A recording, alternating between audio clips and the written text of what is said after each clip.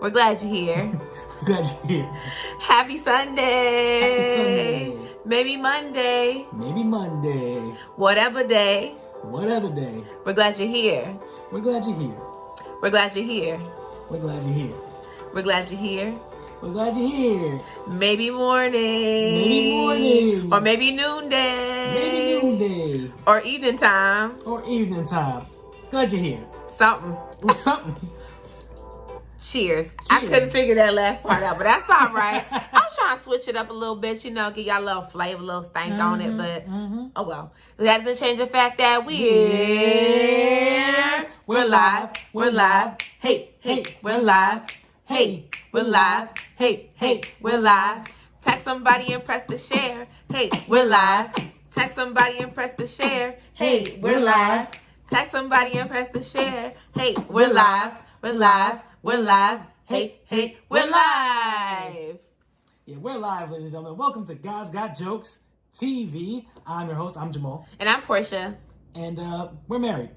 Yes, we are. We are the Gates, and we are so glad you're here. We are God's Got Jokes TV. We hope that you will follow us on Instagram over at God's Got Jokes TV. We hope that you would rate, comment, and subscribe over on our page on YouTube. If you're watching on YouTube, if you're watching on Facebook Live, we ask that you would hey, tag somebody and press the share. Give us a thumbs up, give us a like, give us some hearts, whatever. You know, we're here and we're so glad that you're here too. And so we've got a really, really great show for y'all today. Yeah. Also, you can follow us individually as well. I'm at Portionality. I'm at Jamal Rich Comedy. And we do things individually. And so we're around.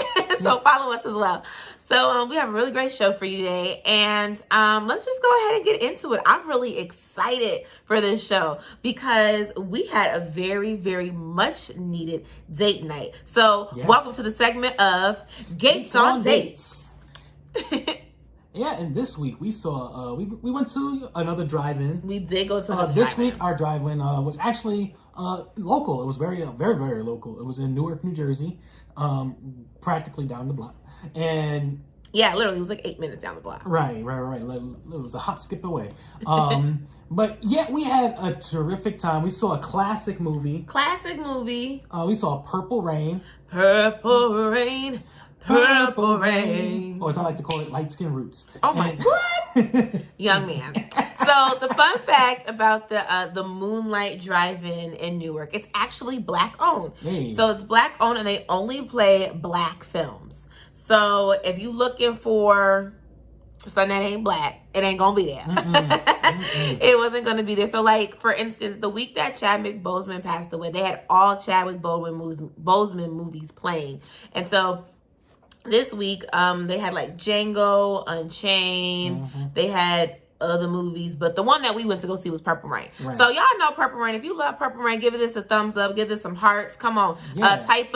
Tap your neighbor and let us know. Type your favorite line. Type your favorite song. Favorite song. It's a great soundtrack. Favorite blouse on Prince. Like, whatever. His favorite leather jacket moment. Right. So many great things about that movie. I really like Purple Rain, but I like Purple Rain for the music, not really for the plot line. Like, no shade. It's not really a plot. Like, literally, you could just say, like, okay, kid finds woman and struggling with music and home life. Yeah. The end. Yeah, it's like I would describe it as a live action Bambi, because Bambi is just a story of like, it's a deer, he grows up, the end. Like, that's how the movie is. And that's essentially Purple Rain. Kid grows up. The end. That's it. He makes some nice music in between. You know, I mean, I think it's really about the music. I mean, shout out to like Morris Day, Apollonia. I mean, there's so many great features. Lake Minnetonka. Yeah, that is such a great film. In terms of like the music, I think it won an Oscar. Yeah, for like the music. It's a cult classic. Like, it didn't need to be like this great masterpiece because it's good for what 80s. It was. Yeah. It was made for a specific reason. It accomplished that reason, and we enjoy it all the same. What's your favorite song from Purple Rain? Ooh, other than Purple Rain? Yeah. I would say, When Doves Cry. This is what it sounds like when doves cry. Do, do, do. You know what my favorite one is? What? My favorite one. Well, I mean, yes, I really like I Would Die for You. Yes, I like that one. But I love the beautiful ones. Oh. Baby, baby, baby. Yeah. Yeah, I like the beautiful one. You like that more than I Would Die for You? Yeah. Oh, what? Yeah, because Prince is like giving his soul on that song. I Would Die for You is a lot of fun. The song that I Portia goes in when that song comes on. Yeah, I do. And the song I wasn't allowed to like listen to, you know, Darling Nikki, but that's a whole nother story. Yeah. But the song goes hard though. Yeah. The song is like the music goes hard. I mean, it's Prince. It is Prince. So, you know, I wish Prince and Michael were alive for a Prince and Michael versus battle. You know, what? That's a thing right there. I wish we could have had a Prince Michael versus battle. Like, I wish that was the versus that we could have. I think people pit like Michael and Prince against each other all the time. I had told Jamal. I want to see that. Yeah, I would want to see that. Somebody collect the Dragon Balls. And so we can like wish them back so we can have this versus battle. That's funny. So that's if you watch Dragon Ball Z. It's a reference. So I know. Look, I had to explain it. So I understand that people put Michael and Prince against each other like a lot. You know, here's the thing. Like, Prince is an incredible, you know, musician. Yeah, he can sing, but he's an incredible musician, incredible songwriter, right? Michael is also a musician, also a songwriter. But Michael is also, for me personally, is a very good vocalist. I enjoy. Now, some people are like, what? You like Michael's vocals? I do like Michael's vocals. I think Michael has a very good control over his voice. I think he's well aware of his voice. And I think Michael does amazing harmonies with himself.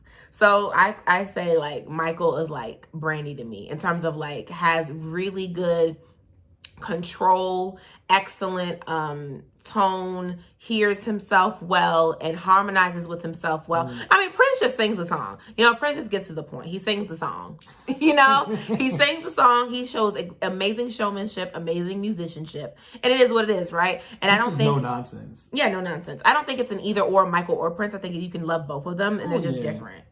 Look, I think that. They were rivals, but I feel like they had respect for each other.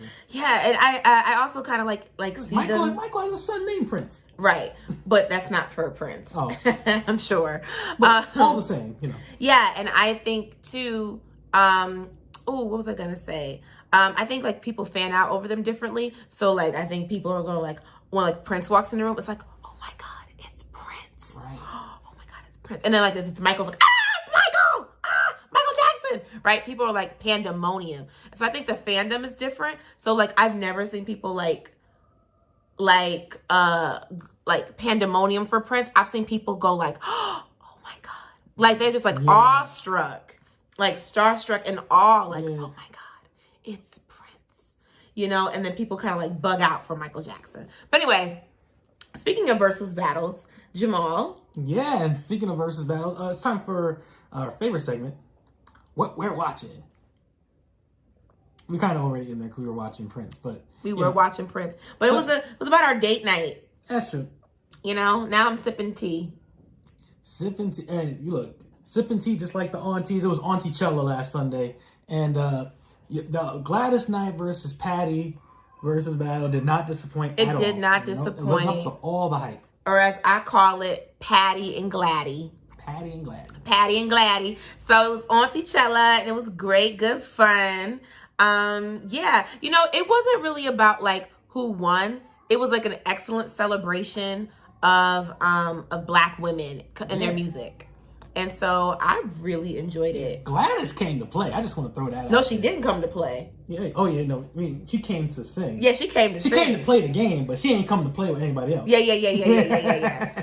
I said she ain't come to play, but she came to do her job. Oh, yeah. She came dressed to perform. Yes. Come on, full sequence outfit. Full sequence. Patty played her first song. Patty was just playing it, and Gladys was like, you ain't gonna sing it?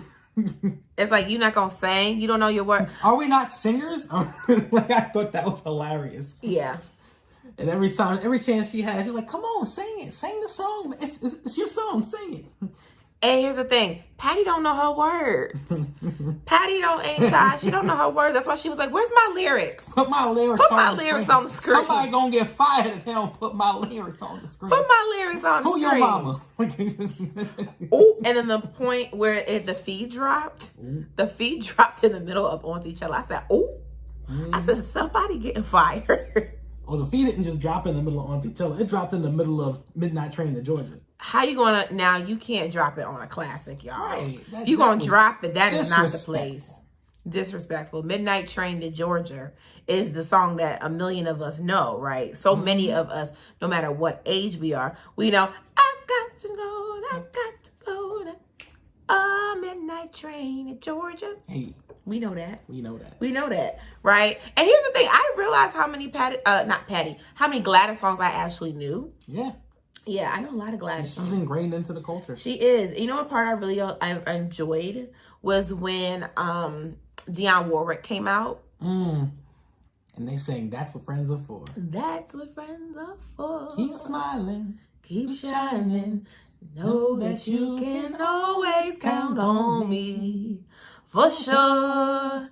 That's what friends are for. Okay, Patty, got to put some lyrics up there for you, baby. Just kidding. But yeah, and they sang Superwoman, written by Babyface, for Karen White, but they did it over, you know? My favorite part was watching Patty get her life. Yo, Patty. She was living. Patty got her wings on. Oh my God. She was having the time of her life. She was. I don't know if she was just enjoying herself or if she had some of that Ciroc that they were sponsored by, but she was living her life and I loved it. She was living her best life. I'm just kidding. I love it. She was living her best life. Gladys was living her best life. Yo, when Love Overboard came up, Gladys got up and said, "Excuse me."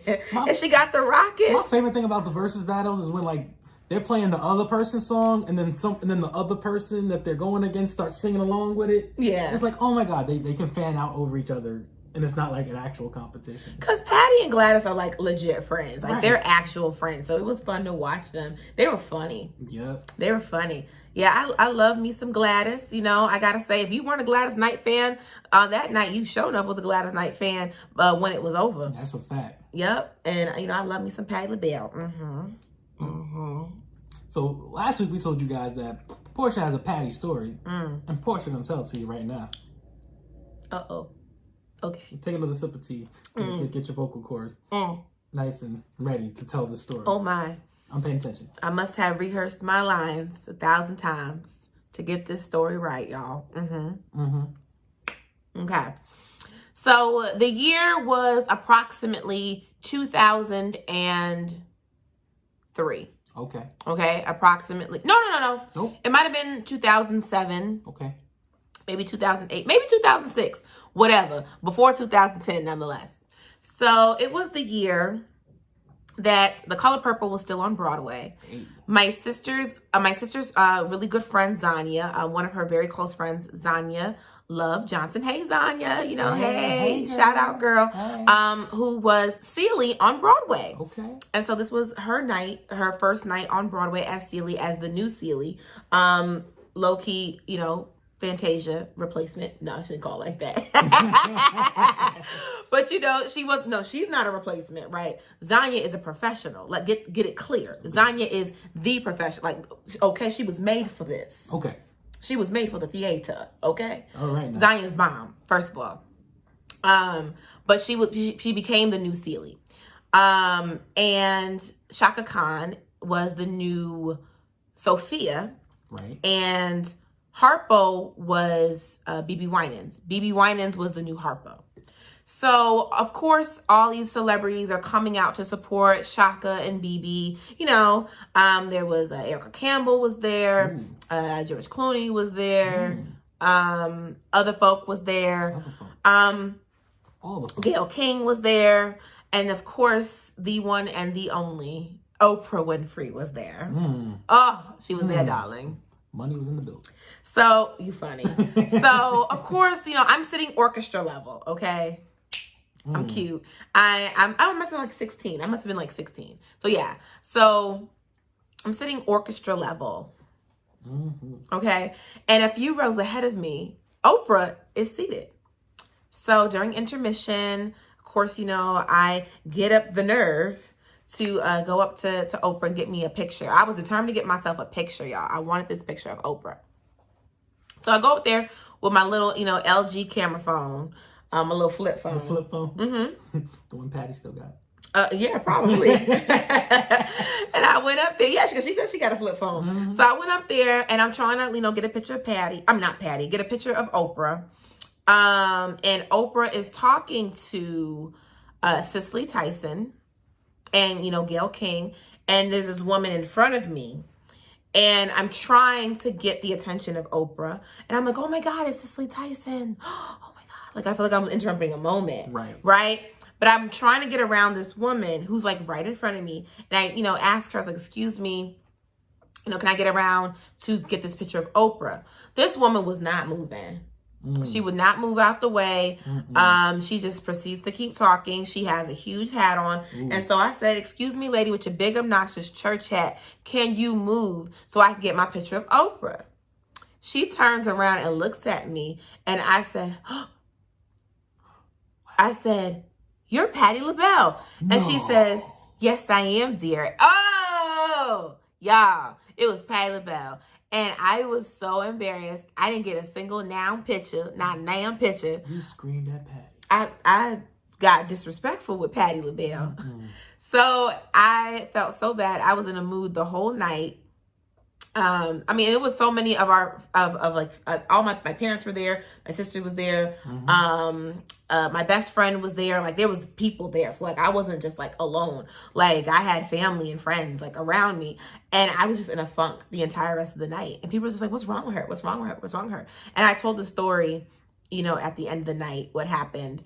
And they're just like, oh, that's why she was in a funk. Yeah, because I embarrassed myself. I showed my tail, y'all, okay? I'll admit, I showed my tail in front of Patti LaBelle. And then my parents and my family started to be funny. And so we got tickets to go see Fela, and Patti LaBelle was Fela's mom in the Broadway show. And they're like, Portia, we're going to go to the stage door after the show so you can go apologize to Miss Patty. I said, y'all Patty, y'all bought Broadway tickets just so I can apologize to Patti LaBelle, right? No, we got tickets. That's an expensive apology. Right. That's not why they bought the tickets. We bought the tickets because we actually wanted to go see the show. Shout out to everybody, all the Broadway actors and actresses, musicians, singers, stage people, stage crew, everybody. This is a really hard time. Shout out to everyone in the theater world, all the performers. We are thinking of you, as COVID is happening and, your jobs and stuff like that. So shout out to everybody. Y'all in our thoughts and prayers, everybody on Broadway. Stay strong. Keep smiling. Keep shining. Know that you can always count on me. For sure. That's what patrons are for. Something like that. But yeah, so that's my Patti LaBelle story. Wow. So I guess you could say when you were in that vestibule trying to get to Oprah, you were in a real social... I was not in the vestibule. I was in the theater. I showed my tail in front of the theater. Ooh. Okay? The theater. Everybody saw it. So you put Cicely Tyson, Oprah, Gayle. So you put yourself in a real social dilemma is what you're saying.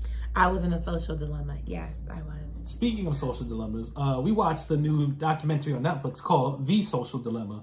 And basically, it's a documentary highlighting the effects of social media on our society. Yeah. And how it can be addictive and how these social media, these tech companies basically are buying our attention and placing our attention for the highest bid, and it's low-key kind of scary. Yeah, and so The Social Dilemma is on Netflix. It's a documentary, so go check that out. Essentially, advertisers are buying our screen time, our information to sell us products. And so we are essentially not the person holding a product. We are the product. And so it's interesting, so I would say check it out. Beware of your screen time. I think that is something important though, that we should, narrow down our screen time. It's hard to do now that we're in Corona or in the pandemic, but as we open back up, I think we should be mindful of what kind of screen time we give ourselves so that we can be, more connected in the future. Yeah. And the overall takeaway from the documentary is make sure that you're choosing to to view and choosing to open up something and not just watching it because Facebook told you to. Facebook isn't inherently bad because y'all are watching us on Facebook right now. And YouTube. Like all the social networks. But when our live is over and Facebook suggests the next thing to you, be careful. That's all I'm saying. Yeah. So, yeah, what Jamal said. So that's what's going down in Silicon Valley. But I know about another valley. Ha-ha! Down in the valley where the girls get... Okay. So, PValley. Down in the valley where the girls get... Okay, yeah. We like that show. So, let me tell you why. So PValley comes on Stars. Well, it came on Stars. It's still on Stars, but the season has ended. So we binge watched it. So we gotta watch things, progressively. Right. So we decided to binge watch PValley since all the episodes were uploaded on Stars. It's a premium cable network, so check it out. And only 8 episodes. Only 8 episodes. They're about an hour each. So, but I will say PValley does come with some trigger warnings. I will say that PValley is a show about the lives of these sex workers, these women who are strippers, specifically strippers, right? I wouldn't call them sex workers. Well, I mean, stripping is a part of sex work culture. Oh, okay. They're not sex workers per se, as in like they're not giving sex, but they're selling sex. Got it. Yeah, they're selling a fantasy. Important distinction. Yeah, they're selling lust. Okay. That's actually a direct line from the show. Right. Yeah, it's like that's straight from the show, right? That is a line from the show. So there are women, and there's an Uncle Clifford who I love Uncle Clifford. Uncle Clifford's cool. Who owns the club. And it's the lives of these women who are a part of this culture, and they're trying to survive, right? This is what they do to survive. This is what they do to make it. They literally are making it by shaking what their mama gave them, making tons of money. And I like PValley because I think it erases the stigma and releases some of the shame around stripping culture. Right? I don't think that stripping is something that anybody has to be ashamed of. I don't think it's something that people need to downgrade or downplay. Right? I think there's something very honorable about these women just trying to make an honest living. And that's what we see in PValley. Women making an honest living. Uncle honest. Clifford trying to make an honest living, trying to give this space, this platform for women to serve and to live and to have. And then we also see it juxtaposed with the church, right? And church culture. And so there's a lot of really interesting things that happen. So I say PValley, I say kudos. I appreciated it. Speaking of comparing strip culture to church culture, there's some rules that Uncle Clifford lays out in the club that they'll straight up preach to you. That sure will. Like rule number 1, ain't no crying in the pink. Ain't no crying at the pink. Rule number 2, let the stage be your stepping stone, not your tombstone. Not your tombstone. Look. Yeah. You can follow that in real life. Listen, Uncle Clifford's rules were really, really they will preach. And I love the scene when they were praying together and asking God, summoning God to help them save the pink, because it was an establishment that needed to be saved. And so not saved as in like, oh, the Holy Ghost, but saved as in like preserved, right? It's a space that needs to be preserved while everyone's trying to save it. Hey, shundo, hey, Holy Ghost. People are trying to save it. I think the process of preserving, when we say save as in preserving the legacy, because the land was a land that was passed down through generations. It was a club, a black owned club passed down. And so it's about preserving a legacy. And so saving the pink wasn't about, it was about saving a legacy. So yeah, we got down with the PValley. So shout out to that. But, yeah. There's one more thing that we want to mention that we watched this week. We can't end this week of what we're watching without mentioning that we finally watched. We've been talking about this probably since the start of this show, that we have not seen the 5 Heartbeats, but we finally watched the 5 Heartbeats. And it's a great movie. It is a great movie. It is the funniest thing was when the movie ended, Portia looked at me, she's like, Jamal, I see why Negroes like it. I did. I see why folks like this movie. It's good drama. Good drama. Yeah. Good drama. I like it. Yeah, it's Robert Townsend did his thing on this movie. It was he sure did. Oh my God, it was lots of twists and turns, and Music was good. They fighting on stage, and you know, ain't no spoilers. We all know this. Well, yeah, we watched it, so now everybody knows this movie. Like, what's your favorite part? My favorite part? What's everything about it? A heart is a house for love, and I learned. I like that part. I feel. Oh yeah, I feel like going on. Yeah, I like that part. I mean, there was so many parts that I liked. The part that I was really, I just really liked the whole thing. Right, it's something I could watch over and over again, and I can see why people just don't get tired of it. I really enjoyed it. VH1 plays it like every other day. They do? They used to. Oh, I don't know. Yeah, because if I did know, I would have seen it by now. So I enjoyed it. I could see why it's a Black classic film. So I really appreciated the 5 heartbeats.